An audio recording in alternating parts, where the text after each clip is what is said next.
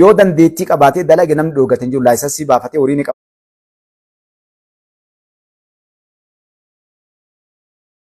Biliyoonara baankiin isaa gartee doolara ammatee ciisaa gabbayee dalagachuu danda'a. Garuu inni akkas hin fanammoo Philip Goosanitti nama ufii gara fedhe uufu 4 kiiloo kaayyatee saamuu barbaada. Gartee saamaa fidaa maafiyaa as deebi'aadha mootummaa kanaan maafiyaa jedhaan hattuu warroota gartanii garee inni maqaa waamuu yoo adda isinii hime adda mootummaa kana akkas hin jedhuun malee jecha addunyaa irratti yakka ilma namaa waamsifneen warroota adda taayitaa gubbaa jiran jeneraalota kennaa fi muummicha ministeeraa jechoota hamaadhaan waamaa jechuudha. Adda sadarkaa gartanii raayyaa ittisa biyyaa mooraa lama qoodee warri ol aanu waan biraa dalagaa jira warri jidduu jiru as gadi jiru guyyaa tokko fincilee mootummaa kana garagalchaa jira jechuudha. Hin galleef dubbeen garuu maaltu hin galiniif wallaalinni waan nama hin goone hin qabu. Waraanni kun akkamii ijaarame waraana eenyuuti? Waraanni kun bakka fincilallee wanni isa kaasu hin jiru. Wanni waraanni fincila kaasuuf wanni waraanni gartee mootummaa tokkorra fincilee biyya keessatti yookaan biyya addunyaa kana keessa rakkoo kaasuun maali? Afrikaa biyyi biraan jirtu Afrikaa keessatti biyyootaan mallee waan baratiin maaliif kaasa tokko hangoorra wal dhabee ufii jechuudha dantaa'u irratti kun gartee kaa gosaan waan adda addaatiin ijaaramee yeroo baay'ee fincilli ka'a. Amma fakkeenyaaf adda Suudaan wanni isii wal fixaa jirtuun gosaan jeneraalonni gama lama baateet biyya san diigaa jirti Albashiiriin achi buusanii gaafa Albashiiriin achi buusan uummataaf yaadan fakkaatanii eegasii wal haxaa'u jiran. Somaalii hiree kanan mudate Yamanii hiree kanan mudate biyyoonni maqaa kanaan karaa majawween faatii kenna uummataan hin deeman kanaan deemanii guutuun ufiillee nagaan argannee biyyallee balleessanii ufii badanii jechuudha. Adda raayyaa ittisa biyyaa Itoophiyaa akkasii miti.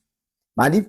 Akka ilmoo namatti mirgi isaa isa jalqabaa wanni Jawaariin galiin. Isa jalqabaa mirga ilma namaatii fi raayyaa ittisa biyyaa kanaa kenname muummicha ministeeraa irratti jechuudha. Tokko raayyaa ittisa biyyaa uf tahee gad dhaabbatee ijaaramu ta'uu takka. Inni lammataa immoo bakka jiru sadi baratee mooraa hidhaa taa'u osoo hin taane barumsaan sadarkaa kunama ala jiruutitti baratee guddachoo bu'aan isaa wanni hedduun isaaf godhamee jira jechuudha.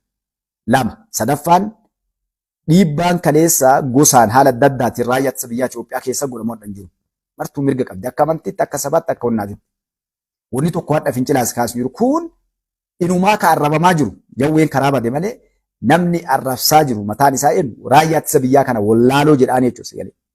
Wallaaloo jeneraalota booji'amtuu koloneelota booji'amtuu warra sirna hin qabne sodaattuu qawwee irraa hiikanii akkas godhanii ni arrabsa gaaf kaan. Maal jechaa ture ijoolleen shanee qawwee irraa itti akkana gooti dhukaasan danda'anii tuun dhumattee gaafa lola TPLF san TPLF fixxee hoggani takka keessa hin jiru wanni jirtu achi dhattee dhumatte bara waan garaas hin nyaatu nama akka jedhee cabsu raayyaa ittisa biyyaa akkas jedhee diqqeessu san adda kakaasee akka ofiititti akka mootummaa kana fincilu godhuu barbaada jechuudha. Yoo inni ilaalu raayyaa ittisa biyyaa waan Jawaaraa haasaa ture hin dhageenye quban qabuun beeku waan jechaanii ture nama qalee nama fixee bineensa nama nyaachisee waan dhibbata akka maxxansaa bahe. Akka fedhe nama godha gartee raayyaa ittisa biyyaa wanni jedhan kun warra waan beenne walitti qabanii gartee booji'amtoota galgalaa ganama jedhu hadha deebisee warri kun gartee ni fincilaa akkas godhadhee raayyaa ittisa biyyaatitti quba qaba jechuudha. Garuu waan isaan galiin takka jira.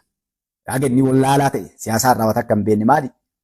Mootummaan kun deemuun ni mala waan Jawaarii hin galin waan hadha inni salphachuu deemu. Mootummaan kun paartiin jabaan wayii dhufee waggaa 20-30 madhaasii ka'uun ni mala. Garuu raayyaa ittisa biyyaa akka inni achi jiru quban qabuun.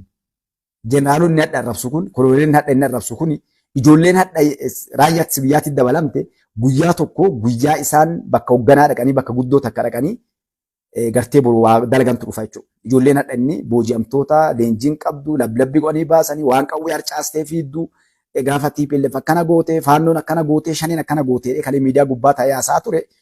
Hadha deebi'ee jara kakaasee mootummaa irratti akka ofitti fincila kaasa hangoo qabadhaa jechuu barbaada. Raayyaa ittisa biyyaa wallaalaa akka isaa sanii kadha ol ka'ee afaan qawweetiin biyya tana diigee akkana ijaaramaa jirtu argaa jiru. Diigee biyya tana buruulit deebi'ee osoo hadha barrabbi hin fidini raayyaa ittisa biyyaa akka ka'ee waa godhu taate akkuma Suudaan Yaman yookaan biyyoota warra qawweedhaan ka'ee wal diigee sanitti deebi'ee wal nyaataa jechuudha.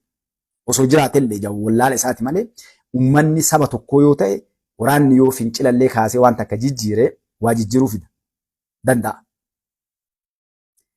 Yoom sun jaarraalee dabre keessatti malee 21 century keessatti hin danda'amu. Jaarraa 21ffaa keessatti hin danda'amu. Osoo mootummaan Dr. Abiy Ahmad Aliidhaa ka fincilaan afaan qawweetiin dhufe taate garagalchuu danda'a. Sababallee qaba. Akkatti garagalchuullee qaba. Waraana bakka lama cabee kun as jira. Waraanni dhufe waraana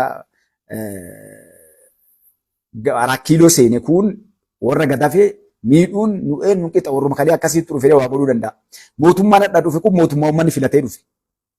Mootummaa uummanni filatee jala deemaa jiruun misooma dalagaa jiru. Raayyaan ittisa biyyaa yoo uummata harkaa qabaate finciluu danda'u osoo sanuu ta'e bara.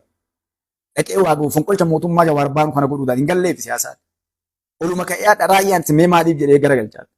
Fakkeenyaaf yooma sillaalta raayyaa ittisa biyyaa maal dhabe jedhee uummanni eessan miidhame jedhee kan inni arrabamu. Kan arrabamaa jiru raayyaa ittisa biyyaati. Warri paartii siyaasaa jedhan kun silaa jara kaase mootummaa kana kaasee jara fidaayedha. Jawaar faati warra mootummaa kana arrabsu. Guyyaa irraa nafxanyoonni inni itti galee fi TPLF illee raayyaa ittisa biyyaa kana diqqeessanii arrabsanii saree itti qalan. Ufii aangoo qabachuuf garagalchamoo takka. Inni lammataa ammoo sababni inni riziniin hadha mootummaa kana finciluun maal hojjetan hin jiru. Kalee mindaan deemaa ture hadhallee mindaa qeeqe Jawaar peeji isaa dhaqaa laalaa waan inni katabe. Wanni tokko Usitaa'i Abdoo Oroo Usitaa'i Jawaariin maraattee maaliin Jawaar dhufee ganda keenya tuqe qabsoo nuti irratti sareen nu nyaatte waan uummata Oromoo dhufee isin bulcha jedhaa araba kan inni irratti dubbachuu jiru saba keenya Oroo Abdoo Oroo Usitaa'i caqas dura siyaasaa yuun beektu. Wanta dubbachuu jiru qabsoo umrii keenyatti fin inni kaleessuma dhufee abbaa qabsoo ta'e hadha biyya teenya laaqurraa dubbachuu jirra ijoollee. Taa caqasaa manguddoollee warri gartee waa cambuu barbaadan siyaasa baraatu. Jawaar waan isan galchine qabsoo Oromoodha. Oromummaa isaatu dura addan waa baasu dhufe. Gosa himatee yoo arsii ta'e an arsii akkas jedhe dura jalqabni inni nu Oromoo dubbachuun duratti Oromummaan isaatu shakkii keessa jirti jechuudha. Na Amaara ta'uu galee himate kana amma namni shakkiin hin jiru. Kaleessa illee jechaa turre rabbi sodaannee oliitu wayi natti sodaannee gale ani qomoon natti aantu faannoodha jedhee galee jira kana. Kanaallee mormuu barbaadanii qomoon tiyya tanatti aantu eenyutu sitti aana jedhanii lidatu ayyaaluuti jedhe gale bees daan. Yoo akka jedhe Oromoo taate as dhufee waa haa dubbatu. Jawaaroonni irraa dubbannu namni adda akka Oromootti Oromoon namni silaa Oromoo inni irraa dubbannu dhagaa diinni Oromoodha namni adda silaa. Sareen badduu saree gara ofii nyaatteedhaan osoo mootummaan hadhaa ka biyya kana bulchaa jiru kana dhiisii waa jijjiiraa jiru kana dhiisii inni du'aa ta'ee yaraa ta'ee nama fixaa jiraate sigalee wallaalaa ofii gorfatee keessatti yeroo ambiitti duulan barraa dhoorkee waliin dhaabbata malee ambatti hin galu jechuudha.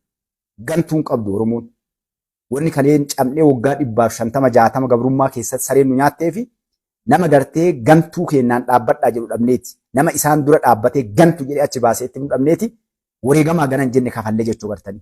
Gaaf kaan nacci shibbir jedhanii nu fixanii, gaaf kaan qayi shibbir jedhanii nu fixanii nu kolaasanii wanni nurratti hin dalagamin hin jiru. Gantuu akka isaa kanatu ilmaan Oromoodhaa ficcisisee jechuudha. Hadha ilmaan Oromoodhaa ija badduudhaan wallaalti. Diiggomsi hadha ijoolleen ganda keessatti dachaate eenyu maal maqaan isaa mukolis suuxuun dalaggaa inni dalagee jechuudha. Oromoon takkaa dhabardiin dhala dhufe akkas nu goone. Waan hadha mootummaan kun yoo waa balleessaa jiraatellee bara dalagaa balleessaa jira. Ilmaan Oromoo mukolis suuxee biyya Arabaa keessatti dhumattuu fi qurxummiin isaan nyaattee galaana gubbaa dhumachaa jirtu kan himudheen gadda amma boombiidhaan daangaarra akkasii gubansuun isa gandaa yaase. Uummata gartee Oromoo kana fincilchee gandaa yaasee saba kana mataa waliin dha'uudhaaf dalagaa ture hin beektan waan inni dalagu jechuudha. Ni beeknan waan Jawaar dalagu. Jawaar diina Oromooti malee ni beeka inni illee yeroo Mustafaan asii dubbatu akka inni gartee kiiloo bu'u. Maaliif ubbeeka? Namni Oromoo ilmi Oromoo hayyuun Oromoo beekaa Oromoodha yoo ta'e waan Oromoo bu'aa qabu gabbayee bara. Jawaar maa mormaa bara. Paartii siyaasaa biraa maa ta'e mirga isaati. Usee akka nama paartii siyaasaatti mootummaa kana mormee uummata uf jala hiriirsee inni as dhufe mirga isaati. Garuu kawaa takka harkaa hin qabne saba Oromoodhaa kana gartee uummata Oromoo xiqqeessee yeroo cufaa sodaattu uummata du'aa, uummata lola hin dandeenye, uummata gartee biyya bulchuu hin dandeenye godhee inni as kaleessuuf haga dhumatti maaliif nuti akka keessanii moorii nu arrabsu nu jala deemtanii waan biraatiin deemtanii qabsoo tana irra keessa dhalannee keessa guddanne abbaa. Takkaa alaabaan nu jala bullee teenna jenne alaabaa ilmaan Oromoodhaa Itoophiyaa bulchan jechuudha. Takkaa alaabaa naftanii dhagaa gaafadhaa seenaa ganda keenyaa illee nullee. Hin bulle takkaa jalatti gartee ijoollummaa keenyaan qalamaa daftara lafa keennee qawwee fuuni. Maaliif gantuun alaa dhuftee yeroo cufaa saba keenya gurgurte jechuudha. Ilmaan Oromoodhaan miiliyoonni 49 dhumatee miiliyoonni 10 yoo hafe'an hin gaabbuu jedhe Jawaar Mohaammed. Miiliyoonni 49 dhumatee miiliyoonni 10 yoo hafe'an hin gaabbuu jedhe. Ani Oromoon tokko akka yoo du'e gartee gaddan dhagama. Namni tokko du'uu hin qabu. Kanaaf ilmaan Oromoon of folchaa dhiifama. Duuba wannan irraa dubbachuu deemnu maalidha? Sabni Oromoodhaa yeroo cufaa laala. Wanni godhuu deeman namni miidhameefi miti. Hangoo Oromoo harkaa baasu. Walumaa isinii gadiidha Jawaarii walitti waan jirtuuf. Amma inni dalagamee Jawaar fa'aa itti dhaadachaa turanii. Taddiina walii galeetii isinii dhaqa. Amma nam sadii walii galte. Shaabiyaa fi TPLF fi faannoo walii galtee jechuudha. Jeneraalota jalaa baasee icciitii ka warri TPLF walii galan. Walii galteen isaanii garuu kasaaraa ta'e.